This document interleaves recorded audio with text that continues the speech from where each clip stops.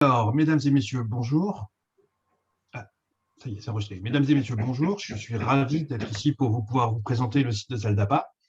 Et alors, je vais juste cliquer sur « J'ai compris ». Voilà, ça commence. Je remercie Thibaut Castelli et sa plateforme Pontos Oxinos pour me donner l'opportunité de pouvoir présenter cette communication ce soir, qui sera en fait la présentation des 3 premières années de fouilles 2018, 2019 et 2021.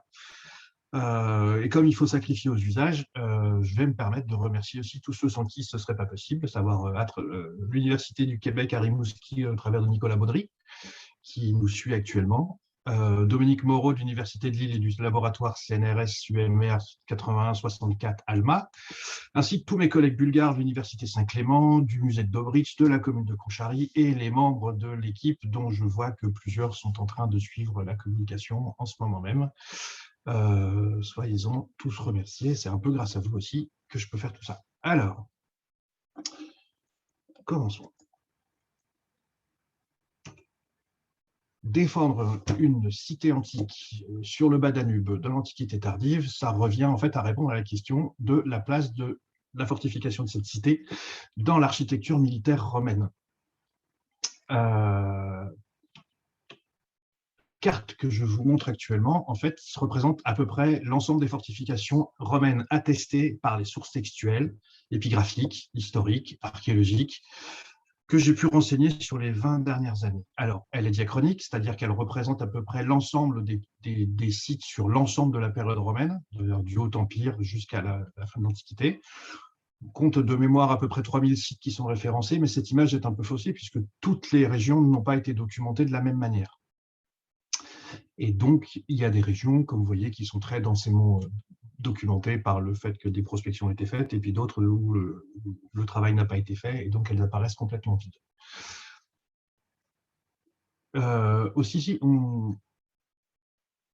un des problèmes pour la documentation des fortifications romaines, c'est le fait que les sites sont souvent réoccupés et que les fortifications sont disparues. Donc, ce qui fait que ça peut aussi impliquer un biais analytique quand on essaye de voir des cartes de répartition pour connaître les emplacements des fortifications romaines.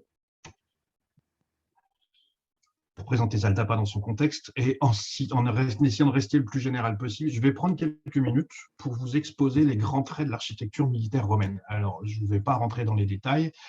Il y a des spécialistes dans l'assistance, donc je sais que parfois ils pourront avoir des questions ou des remarques à me faire, mais comme la plupart des gens ici ne connaissent pas le sujet et sont des non-initiés, je vais essayer de rester le plus vague possible, en tout cas de moins rentrer dans le détail possible pour que ce soit compréhensible par tout le monde.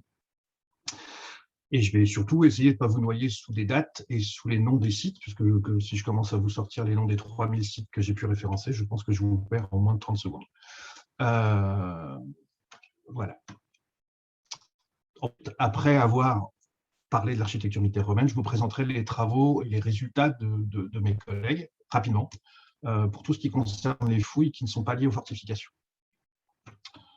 Je vous présenterai bien sûr les résultats des fouilles, c'est pour ça que tout le monde est là.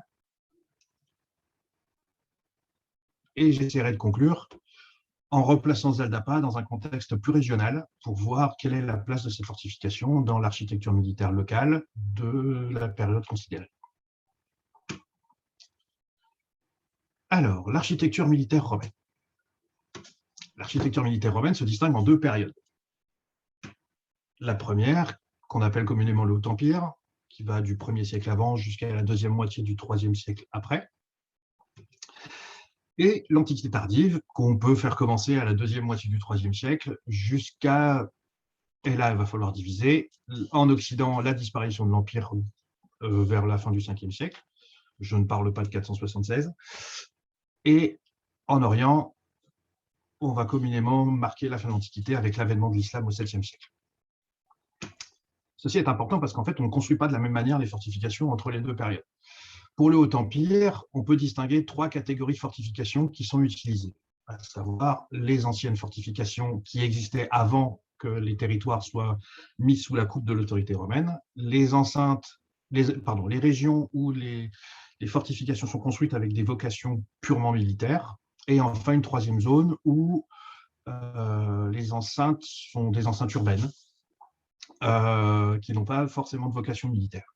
Alors, cette carte que je vous montre, en fait, elle est fausse, clairement, à savoir qu'en fait, elle illustre un État qui n'a sans doute jamais existé, mais qui pourrait correspondre à celui de la Pax Romana idéale, à savoir comment est-ce que les fortifications romaines peuvent se concevoir et se comprendre une fois que l'Empire est arrivé aux limites maximales de son extension. Les anciennes fortifications réutilisées, comme je disais, sont celles qui vont couvrir les régions pour lesquelles un tissu urbain existait préalablement à l'Empire romain et un réseau urbain équipé de fortifications qui était jugé à même de pouvoir répondre aux besoins de l'armée romaine ou de l'État romain en fonction des besoins. Ces fortifications antérieures sont en fait très variables puisqu'elles dépendent des sociétés qui les ont construites, de la région dans laquelle on les a construites, des matériaux qui sont disponibles à l'époque et de la vocation principale de ces fortifications, à savoir est-ce que c'est des fortifications de siège, est-ce que c'est des fortifications militaires, civiles. Je reviendrai un peu dessus tout à l'heure.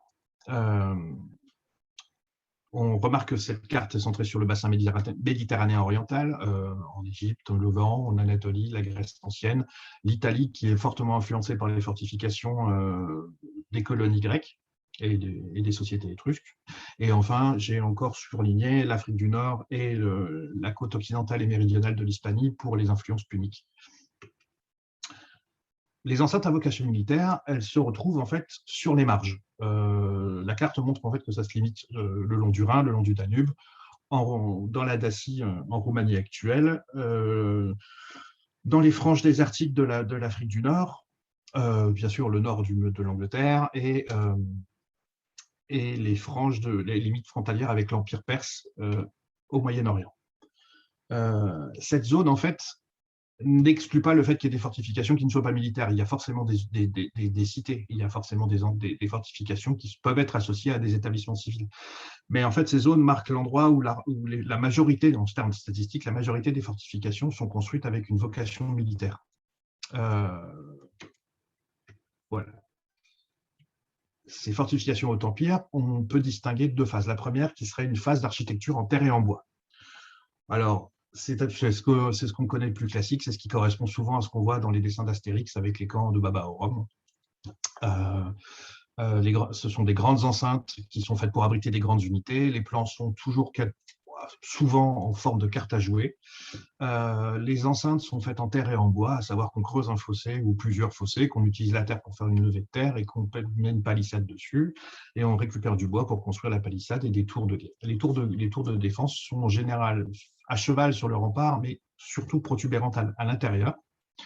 Elles ne servent donc pas à pouvoir faire des tirs de flanquement le long de la courtine.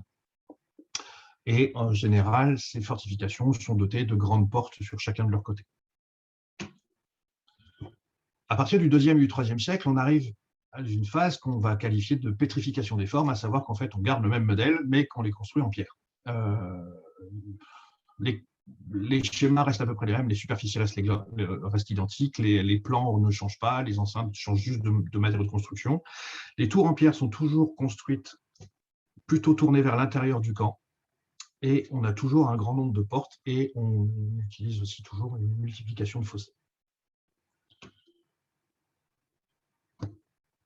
La troisième catégorie des fortifications qu'on constate durant le Haut Empire sont celles des fortifications que j'ai qualifiées de civiles. En fait, en général, on part du principe que pendant la Pax Romana, le standard, c'est que les sites urbains ne sont pas fortifiés. Donc, les quelques enceintes que l'on connaît, en fait, sont souvent des grands espaces incomplètement construits, avec souvent beaucoup de champs en périphérie. Les enceintes sont énormes, plusieurs centaines d'hectares parfois. Elles sont équipées de tours qui sont saillantes à l'extérieur, mais elles sont très espacées les unes des autres.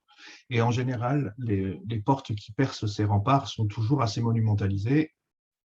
Je vous ai mis 3 exemples que j'ai trouvés sur Internet et qui sont tirés des gravures de Jean-Claude Golvin, à savoir Volubilis au Maroc, Nemaususni dans le midi de la France et Colonia Agrippinensis Cologne, en Allemagne actuelle, pour vous montrer à peu près l'aperçu qu'on pouvait avoir de ces fortifications-là, à cette époque-là.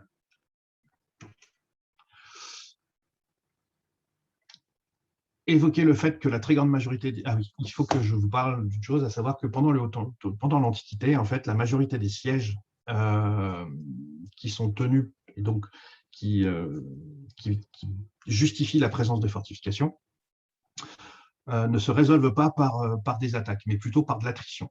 Et donc, partant de ce principe-là, on sait que la plupart des fortifications du Haut-Empire ne servent pas à repousser un siège. Elles ont un caractère plus symbolique que fonctionnel. Donc, comme je le disais, pas vocation à résister à un siège, c'est-à-dire qu'elles ne résistent pas à des attaques coordonnées de forte intensité. Elles sont plutôt là, en fait, pour empêcher des incursions de pillage ou du vol ou des attaques de petite intensité.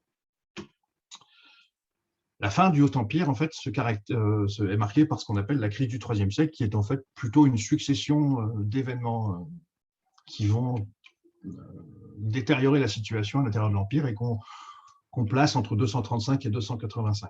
Alors 235, pour l'histoire, c'est la chute du dernier Sévère, donc dit de dernier empereur de la dynastie de Sévère, et 285, c'est l'avènement de Dioclétien qui va changer le régime politique et qui va lancer qui va être à l'origine de tout un tas de réformes qui vont ouvrir l'Antiquité tardive. Les éléments principaux de cette crise du IIIe siècle, en fait, c'est la durée et la répétition des crises et la multiplication des théâtres d'opération. Alors, ce que je vous montre en fait sur le PowerPoint, c'est qu'en fait, la durée et la répétition des crises va épuiser les ressources militaires et financières, que la multiplication des théâtres d'opération va avoir comme conséquence qu'en fait, les détachements qu'on appelle des vexillations pour l'armée romaine, qui sont en fait détachés des unités principales de manière temporaire pour résoudre un problème à droite ou à gauche, vont en fait devenir totalement séparées de leur unité mère, puisqu'en fait, elles ne reviennent pas, elles sont systématiquement envoyées partout. Pardon, excusez-moi. Ceci a pour conséquence que le système présente des défaillances entre les usurpations, les incursions barbares, la guerre avec les Perses. Tous les préceptes qui étaient utiles pendant les 2 premiers siècles vont être mis à mal et vont avoir comme conséquence que l'architecture militaire, dans le domaine qui nous intéresse ici, que l'architecture militaire antérieure va être jugée inadéquate. Comme conséquence, pour résoudre le problème, d'un point de vue stratégique, on va demander à l'armée de trouver d'autres solutions. Ces nouvelles solutions vont être de deux niveaux, stratégique et tactique. Et dans ce qui nous intéresse ici, l'architecture, on va trouver de nouveaux paradigmes qu'on va mettre en place et qu'on va essayer que je vais essayer de vous expliquer maintenant.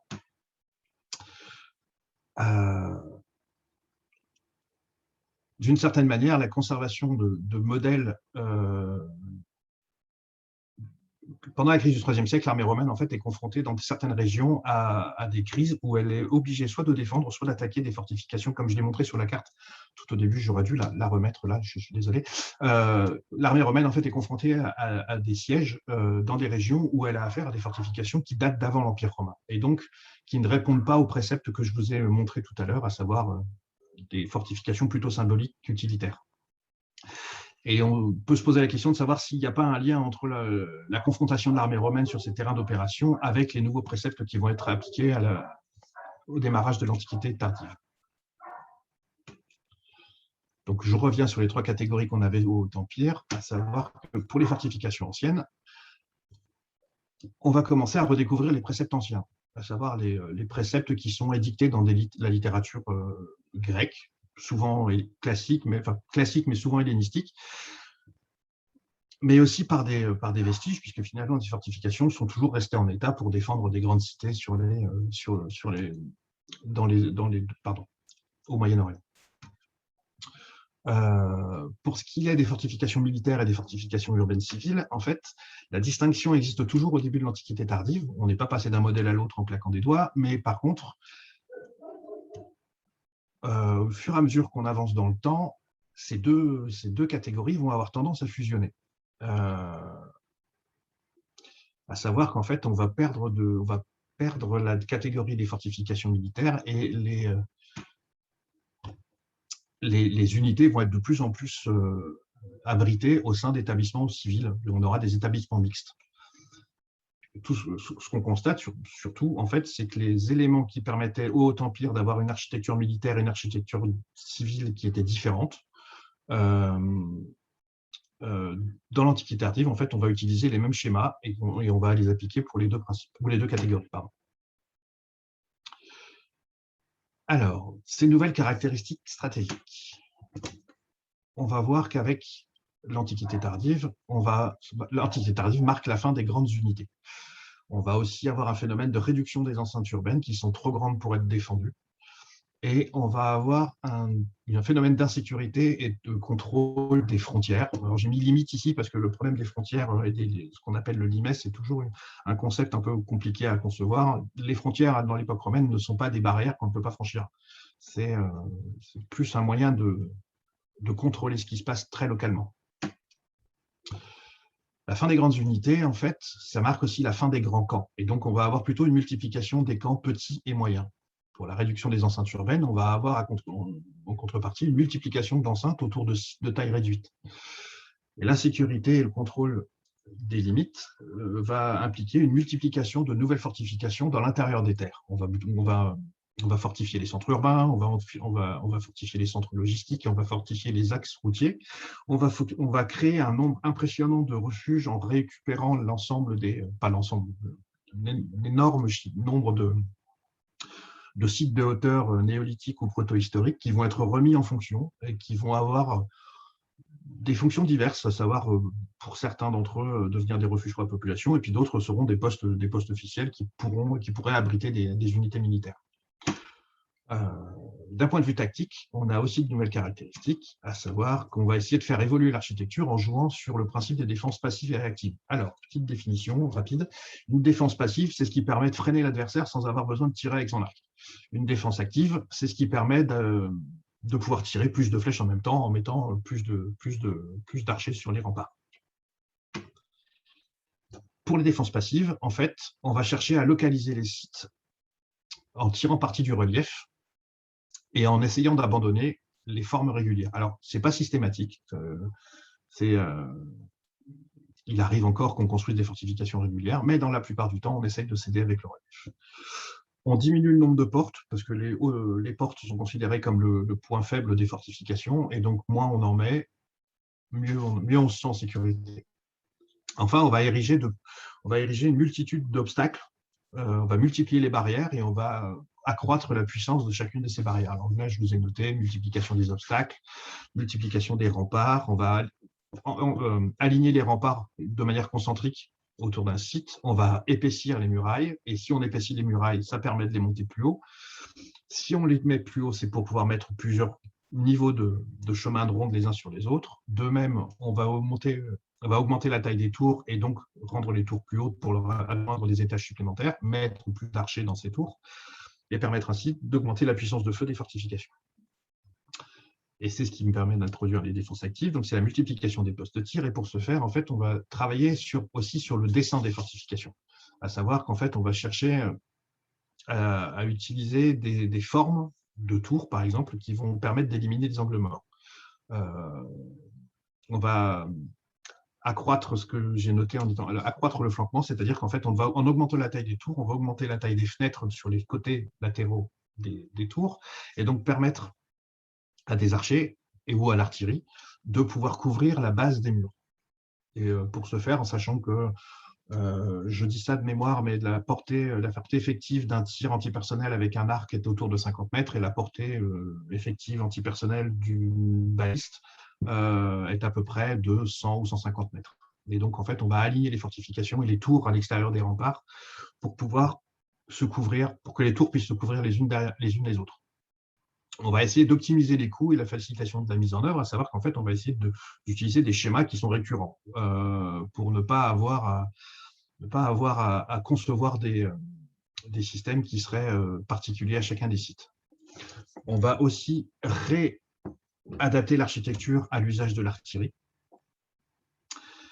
Et en fait, on va mettre en place tout un système de solutions qui vont permettre aux assiégés de pouvoir contre-attaquer et mettre les assiégeants en péril. Je vous montre deux exemples emblématiques avant de poursuivre. Le premier, Rome, dont la construction de l'enceinte date de la deuxième moitié du IIIe siècle et qui se poursuit avec des évolutions qui sont un peu visibles sur la diapositive que je vous présente, avec les évolutions de la porte appienne. Vous voyez bien qu'en fait, on part avec... Alors, excusez-moi, je suis désolé, j'ai mon chat qui me griffe les jambes. Le numéro 1 de la porte appienne, où en fait, au temps d'Aurélien, où on construit encore de manière assez classique avec des tours qui ne dépassent pas le niveau du chemin de ronde. Et on voit bien que la hauteur est augmentée au fur et à mesure jusqu'au 5e siècle, avec pareil, comment dire, une surélévation de la courtine pour pouvoir mettre des chemins de ronde les uns sur les autres, ce qui est illustré sur la partie droite de la diapositive. Enfin, deuxième exemple, Constantinople, évidemment, qui est considérée en fait comme la meilleure fortification construite avant l'âge de la poudre, qui n'a pas été prise de force avant 1453.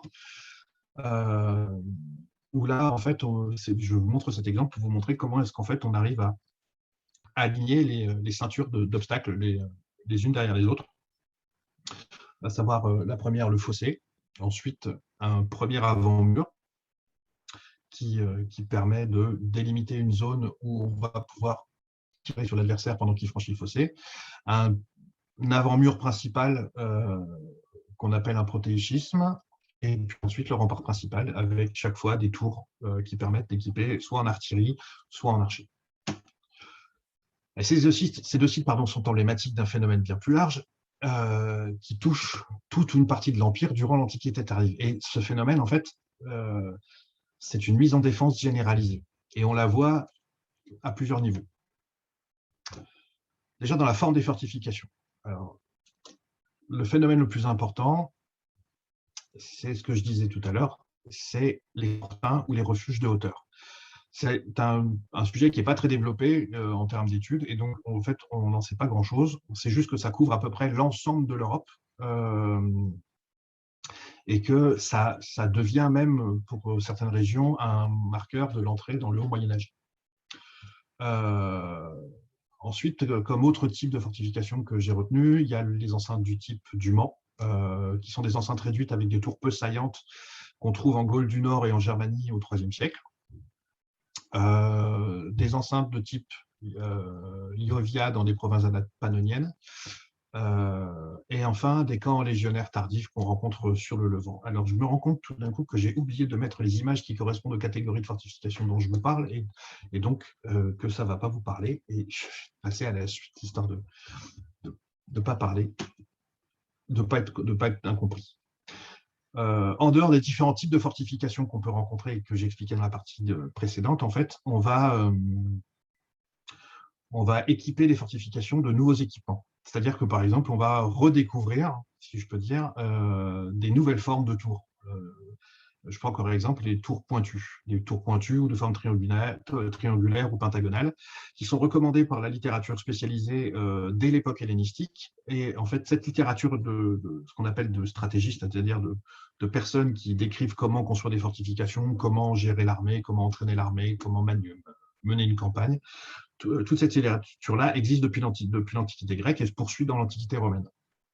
Elle est très à la mode au 5e et au 6e siècle, et en fait, on réédite souvent des ouvrages où on recopie des ouvrages antiques pour pouvoir les réinterpréter au goût du jour.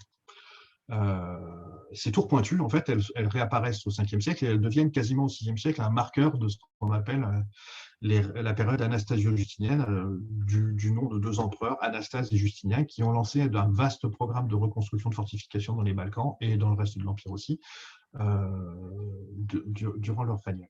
C'est à prendre avec beaucoup de précautions parce que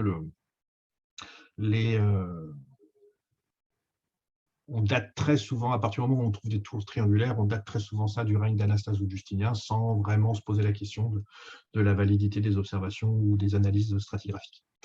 On a aussi des récits d'un auteur du VIe siècle, Procope de Césarée, qui rapporte dans un ouvrage qui s'appelle Les édifices, qui raconte, pour faire très court, qui raconte les constructions de Justinien à travers l'Empire, et qui fait plusieurs références à des architectes qui sont mandatés pour créer des nouvelles formes pour pouvoir résoudre des problèmes particuliers sur certains sites. Enfin, ce tableau, il est lacunaire, il est incomplet, c'est juste un survol, et ça illustre une démarche consciente sur plusieurs générations où on va chercher à faire des innovations et des développements dans le domaine de l'architecture militaire. Comme je vous l'avais montré sur la première carte avec l'ensemble des fortifications romaines, cette connaissance qu'on a du développement et de l'innovation, elle est inégalement répartie. Mais c'est surtout en fait qu'on la voit utilisée en parallèle avec un art de bâtir qui est beaucoup plus simple. On ne cherche pas systématiquement à construire avec de nouvelles formes. On sait qu'on peut faire de nouvelles formes, on fait de nouvelles formes quand il faut, mais la plupart du temps, on utilise des fortifications très classiques, avec de nouvelles stratégies architecturales qui vont être mises en place au début que j'ai présenté juste avant, mais qui ne seront pas forcément systématiquement dans une recherche d'innovation.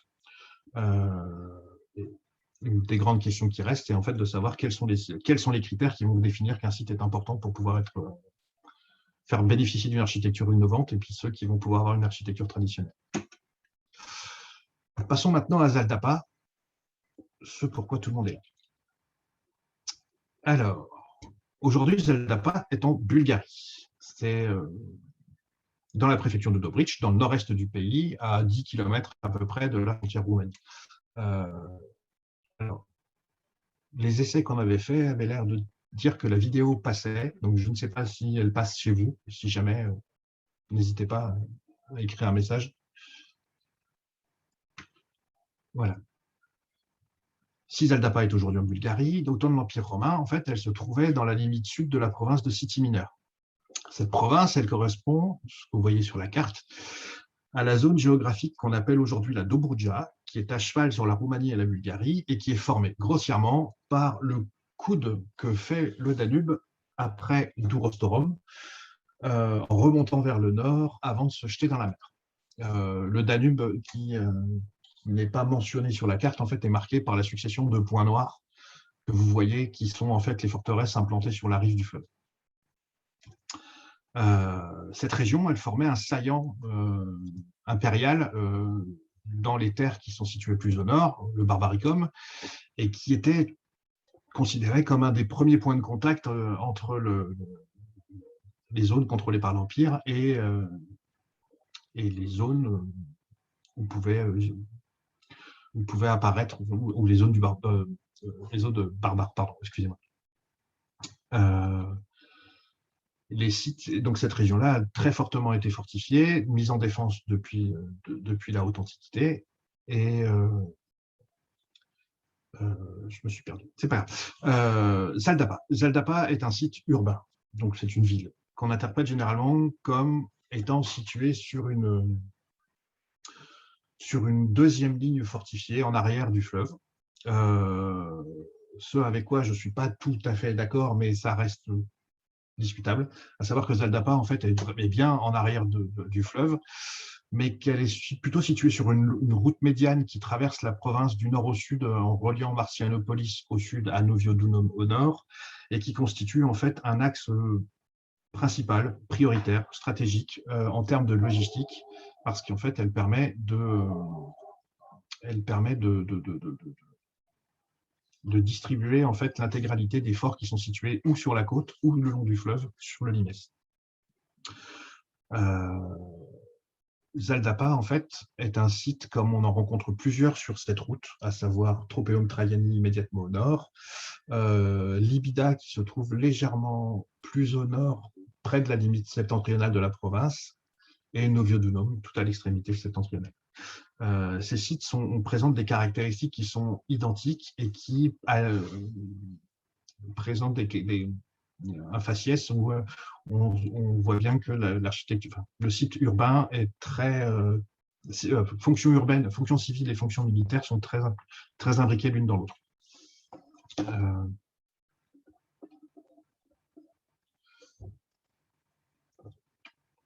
Ces sites en fait avaient une fonction de contrôle de cette voie importante, mais ils avaient aussi un rôle logistique, à savoir que dans ces sites on a trouvé ce qu'on appelle des auréas, à savoir des greniers qui sont généralement attribués à l'armée et qui sont interprétés en fait comme des centres de concentration des denrées qui vont ensuite être redistribuées sur des fortifications périphériques.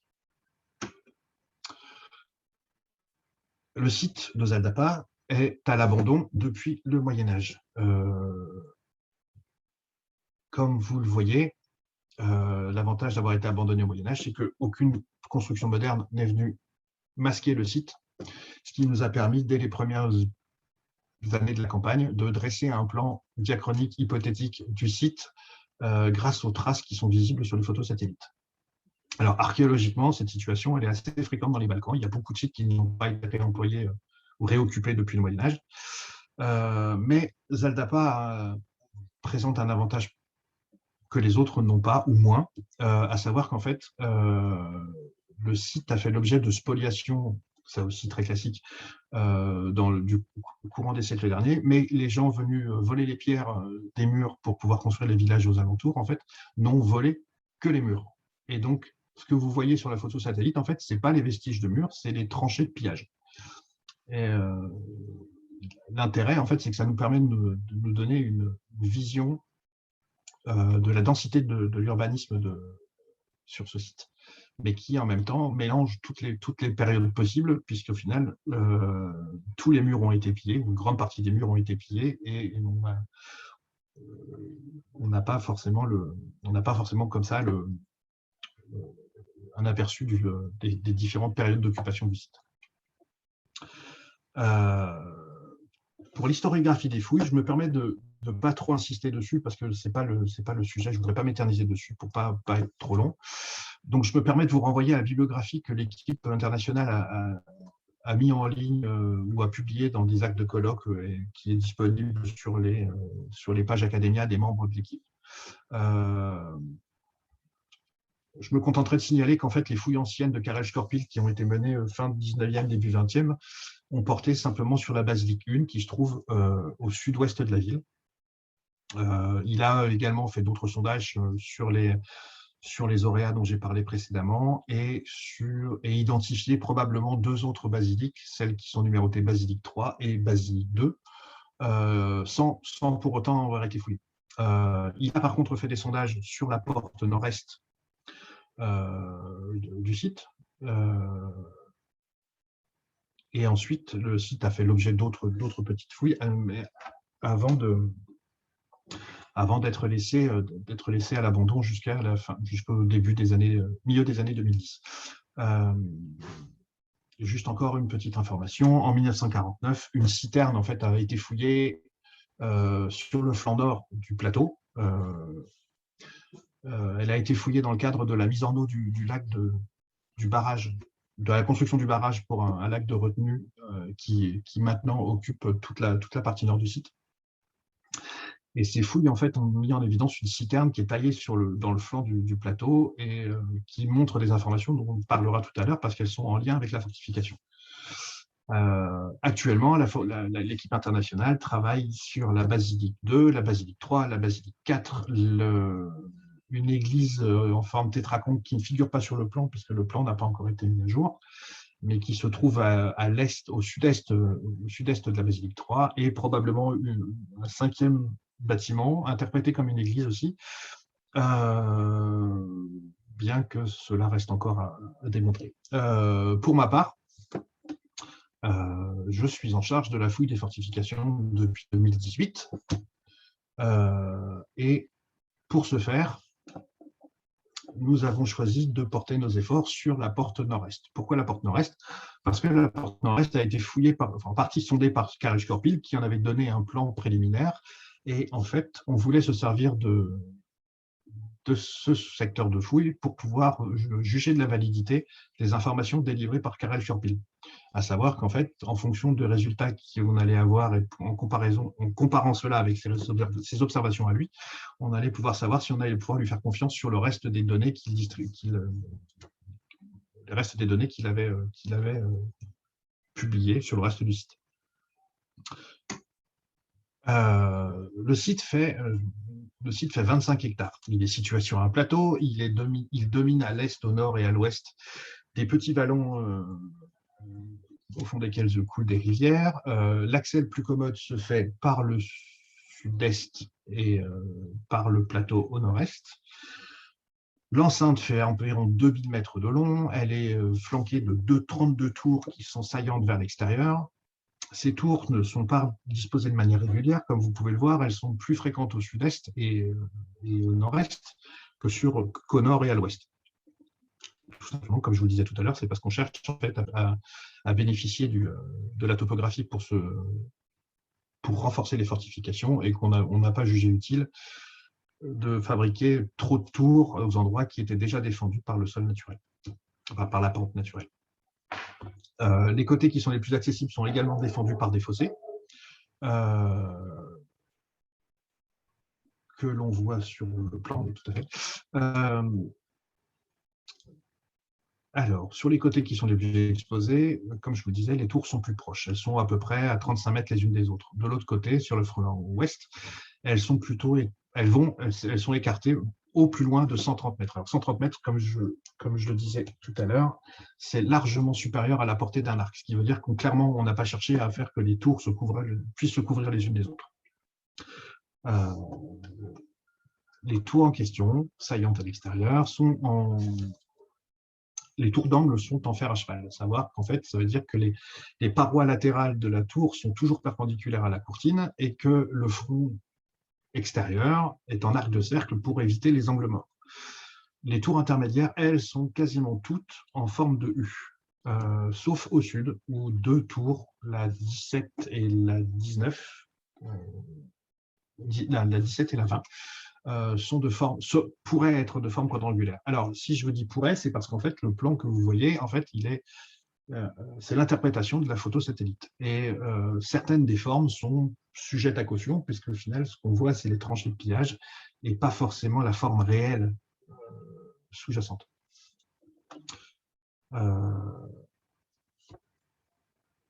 4 portes ont été repérées. La porte du sud, qui est sans doute la porte principale du site. Elle est flanquée à l'extérieur par 2 tours en U et ces 2 tours en U précèdent une forme quadrangulaire que j'interprète comme un cavaedium. Un cavaedium en latin, c'est une espèce de cour intérieure qui sert à créer une deuxième barrière et qui permet de filtrer ou de bloquer dans une nasse toute personne qui aurait réussi à franchir la porte extérieure. Par la suite, les murs latéraux de cette cour permettent ensuite de tirer dans les 4 directions. C'est donc un élément défensif supplémentaire. La porte ouest, elle est située tout près d'un angle et elle. Ah oui, c'est ça, pardon, j'avais zappé d'appui. Donc ça, c'est la porte sud avec le cavaedium. La porte ouest, elle est située près d'un angle de la fortification, si bien qu'une de ces tours est en U et la deuxième est en fer à cheval.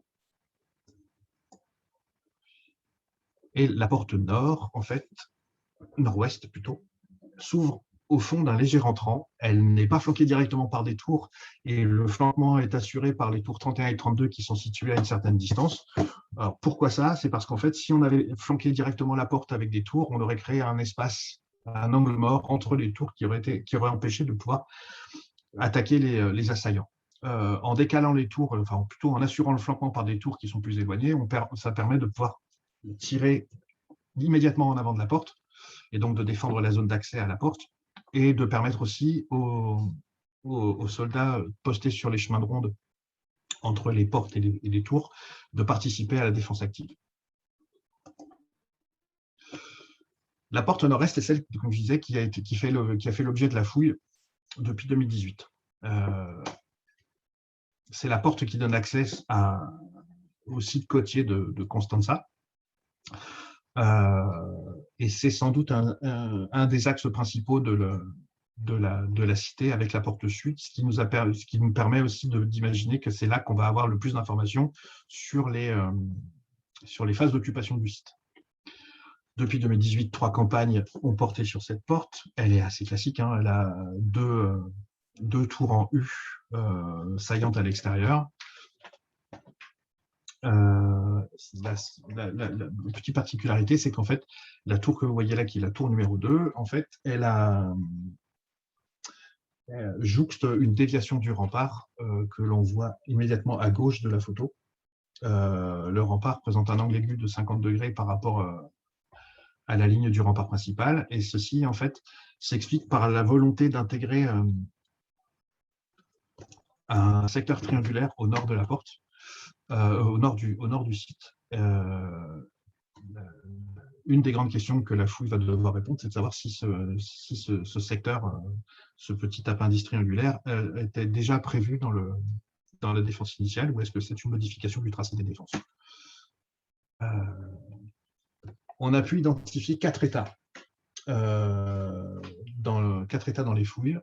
Le premier et le deuxième correspondent à ce que je viens de vous décrire, à savoir des tours en U saillantes à l'extérieur. Je ne vais pas me répéter encore. On a pu identifier le premier état, c'est ce que vous voyez en fait sur l'illustration qui est en haut à droite. On a pu identifier le premier état par rapport à la première assise d'élévation. C'est tout ce qu'il en reste. Comment est-ce qu'on le sait? C'est parce qu'en fait, l'assise qui est immédiatement au-dessus présente en fait des blocs sans doute issus du premier état, mais qui ont été réagencés à des endroits différents de leur position initiale et qui ne jointent pas les uns avec les autres. Ils ne jointent tellement pas qu'il y a des jours de 10 cm entre les blocs, si bien que pour pouvoir assurer la cohésion des blocs, on a été obligé de les sceller avec des queues d'arrondi. Et donc, en fait, on a une modification des techniques de construction qui ne laisse planer aucun doute sur le fait que les deux assises appartiennent à deux états différents. La phase 3, qui est illustrée sur le plan,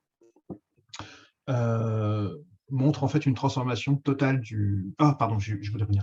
La phase 2, oui, pardon, la phase 2. Pourquoi la phase 2 en fait, la phase 2 existe dès la deuxième, en gros, dès la deuxième assise d'élévation. Et si on a dû reconstruire en reprenant le même plan, mais dès la deuxième assise d'élévation, c'est sans doute parce que la première phase a été complètement détruite.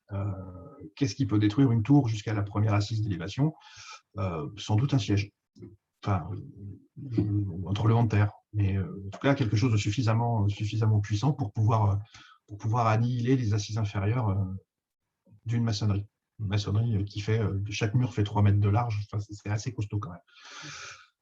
Alors, une des pistes pour les années à venir de la fouille, c'est d'essayer de voir à l'extérieur de ces tours-là si on ne peut pas trouver des traces d'un éventuel siège, justement, qui permettrait d'expliquer pourquoi le premier état a été aussi ruiné. Je reviens à la phase 3. La phase 3, on marque l'abandon des 2 tours. Pour des raisons qui nous échappent encore, en fait, on ne reconstruit pas les 2 tours, on décide de transformer la porte en tour-porte. Alors, je vais essayer d'être clair dans mon discours, mais j'ai des illustrations après qui permettront d'être limpide dans ce que j'essaie d'expliquer. On a simplement construit une tour à l'aplomb du passage de la voie qui menait à la porte du premier et du deuxième étage. Ça se voit sur le plan et sur les vues de 3/4 que je vous ai joints, par le petit rectangle, la petite forme irrégulière qui se trouve à l'avant de la tour, qui avait déjà été repérée fin 19e par Karel Scorpil, mais qui était très mal interprété et pour lesquels, nous, quand on a fouillé, je suis désolé. J'ai mon téléphone, c'est pas vrai. Voilà. Oui, donc pour lesquels on a eu beaucoup de difficultés à interpréter ce petit massif de maçonnerie. Toujours est-il qu'en fait, la solution que je propose, en fait, c'est donc la construction d'une tour-porte. Voilà. Et enfin, on a identifié une 4e phase qui est signifiée en violet sur le sur le plan qui marque en fait un bouchage partiel de la porte avant de la tour-porte. Alors, en termes de datation, on sait que les deux premiers états sont plus ou moins concomitants de la forme traditionnelle de la fortification. C'est sans doute placé dans le fin du 3e, début du 4e siècle. Le problème vient de la construction de la tour-porte. Pour l'instant, les fouilles que nous menons n'ont dégagé que les couches de démolition. On n'a pas encore pu fouiller les couches d'occupation. Donc, ce qui veut dire qu'on n'a pas d'éléments archéologiques ou stratigraphiques permettant de donner des datations. Alors, on a des éléments céramiques qui sont sortis des couches de démolition, qui permettent par des études statistiques de pouvoir avoir une idée des types de mobilier et des types de datation qu'on va pouvoir trouver en fin de fouille. Mais ça ne constitue pas encore des résultats définitifs. On sait juste qu'on a beaucoup de céramique du 3e, 4e siècle, on a beaucoup de céramique du 6e, 5e, 6e siècle, et un peu de céramique médiévale. Alors, le problème vient de la tour-porte, je disais, parce qu'en fait, une centaine ou 150 km plus au nord, en Roumanie, les archéologues roumains à Dinoghetia ont fouillé une fortification qui date de la même période, à savoir une fortification tétrarchique.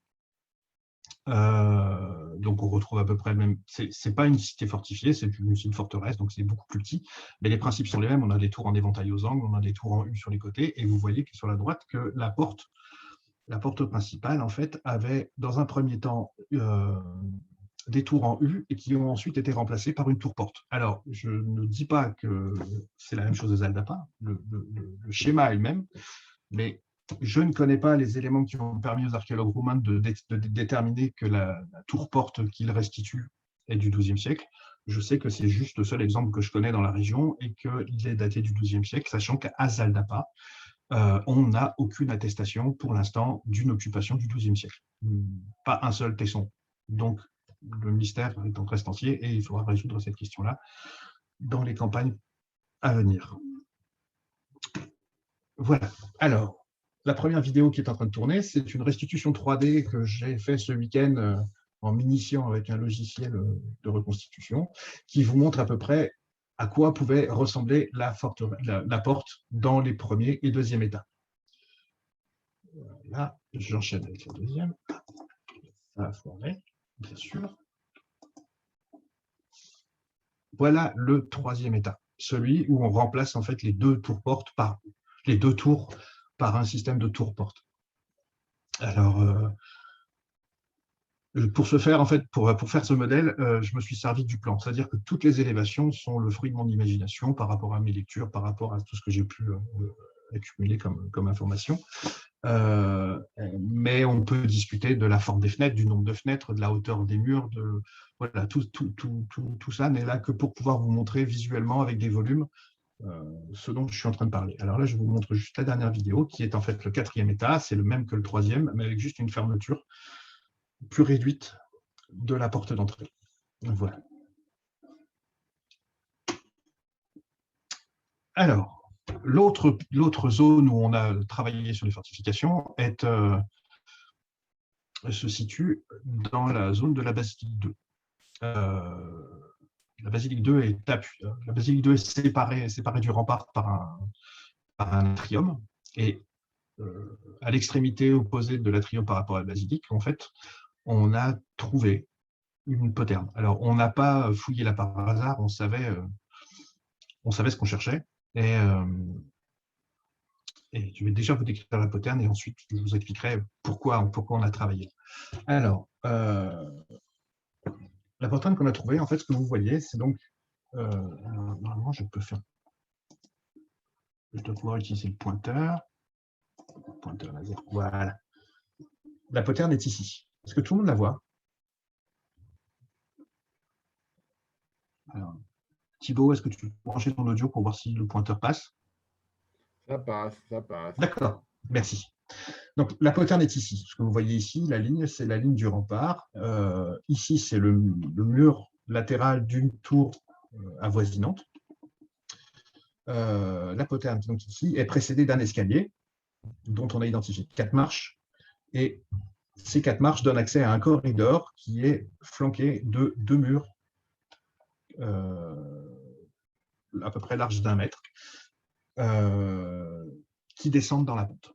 Alors, on sait à l'issue de la fouille, pour l'instant, c'est que cette poterne est sans doute d'origine. Il n'y a pas de trace de reprise. L'intégralité du mortier est homogène. On n'a pas de traces de différentes phases de construction ou d'une modification du plan d'ensemble, ce qui laisse vraiment à penser que la poterne est prévue depuis le départ.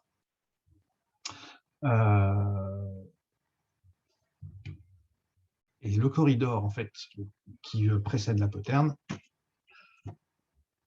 amène très certainement à la citerne fortifiée. Alors, le plan que vous voyez en haut à droite, ou plutôt les 2 plans, la photo en haut à droite et le plan adjacent, vous montre en fait que dans la fouille de 1949, quand ils ont trouvé la citerne, ils ont trouvé de l'autre côté du mur, enfin, de l'autre côté d'une porte qui donnait accès à la citerne, ils ont trouvé les premiers mètres d'un corridor qui remontait dans la pente. Ils n'ont pas suivi le corridor sur une grande longueur, mais en tout cas, on sait qu'ils l'ont fouillé, je ne sais pas, peut-être sur une bonne dizaine de mètres, que ce corridor en fait n'a pas été entretenu et en fait la dépression causée par le remplissage du corridor par les déblais et l'érosion fait qu'il est encore visible aujourd'hui sur les photos satellites et même quand on va visiter, quand on approche du site.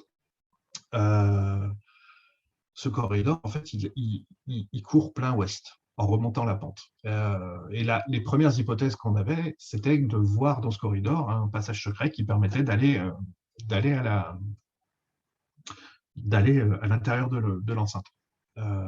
Pourquoi un passage secret? Pourquoi aller prendre de l'eau à l'extérieur?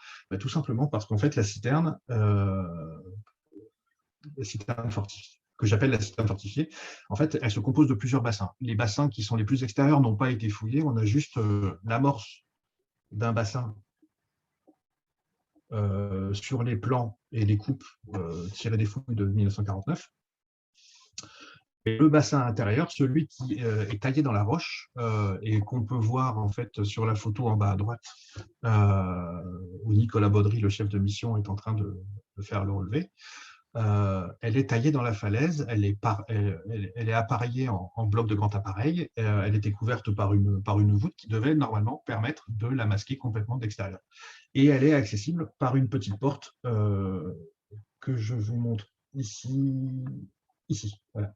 Je vous montre ici, où les 2 personnages sont en fait derrière la porte qui n'existe plus, mais qui se trouve au bout des petits escaliers qu'on a ici et dont on a encore retrouvé une marche quand on a nettoyé la citerne. Et ce bassin, en fait, est séparé de l'extérieur par un mur qui fait 2,50 m d'épaisseur. On ne construit pas un mur de 2,50 m d'épaisseur quand on veut simplement retenir de l'eau. Surtout qu'en fait, du fait de l'existence de la porte et des marches, la citerne ne devait pas être remplie jusqu'au sommet de la voûte. Ça devait être quelque chose qui devait être rempli sur quelque chose entre 50 cm et 1 mètre de profondeur maximum. Donc, si on voulait bloquer l'accès à ce passage-là, c'est bien pour une raison particulière.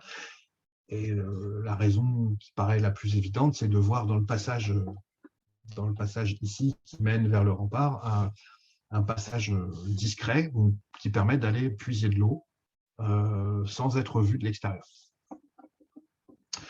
La grosse question qui se pose, c'était de savoir où est-ce que débouchait ce passage. Et les premières hypothèses que nous avions, c'était que le passage filait tout droit et donc il allait aboutir quelque part près de la tour 1. Sauf qu'en 2019, dans les derniers jours de la campagne de 2019, lorsqu'on a fouillé tout près de la jonction entre l'atrium et le rempart de la fortification, un sondage à l'extérieur du rempart a montré le départ d'un petit mur, ce qui nous a mis la puce à l'oreille. Alors, on aurait pu penser que ça pouvait être de l'habitat ou des phases tardives, des bâtiments tardifs qui auraient pu venir s'appuyer sur le rempart. Le problème, c'est qu'on est quand même dans la pente, que la pente est très raide et qu'il n'y a pas de raison valable de penser qu'on a pu installer à un moment donné des bâtiments d'habitation à cet endroit-là. Donc le mur tardif qui venait s'appuyer sur le rempart, devait avoir un autre but. Et les conditions de fouille en 2021 dans la campagne de cet été ont fait que la composante canadienne n'ayant pas pu venir avec nous pour la campagne de fouille, on n'a pas pu travailler sur la basilique 2. Mais par contre, on a décidé d'ouvrir un nouveau secteur sur le mur, pour essayer le mur de fortification à cet endroit-là, pour essayer de savoir justement quel était ce petit muret qui venait s'appuyer sur le rempart. Et c'est en faisant ces découvertes-là qu'on a mis au jour la poterne. Et le petit muret qu'on a bien interprété, qu'on a bien observé en 2019, s'avère être un des murs latéraux, c'est le mur latéral nord qui borde le couloir qui descend à la citerne.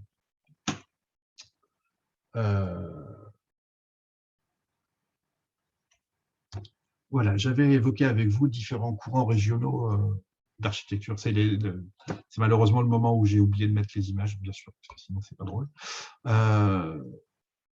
Un des courants dont je voulais parler avant et que je vais parler avec vous, dont je vais parler avec vous maintenant, c'est un courant que je qualifie un courant architectural bas danubien. C'est en fait un ensemble de traits caractéristiques qu'on retrouve sur plusieurs sites majeurs du moyen et du bas Danube, et qui en fait associe à des tours en U, de grandes tours quadrangulaires, interprétées comme des tours d'artillerie.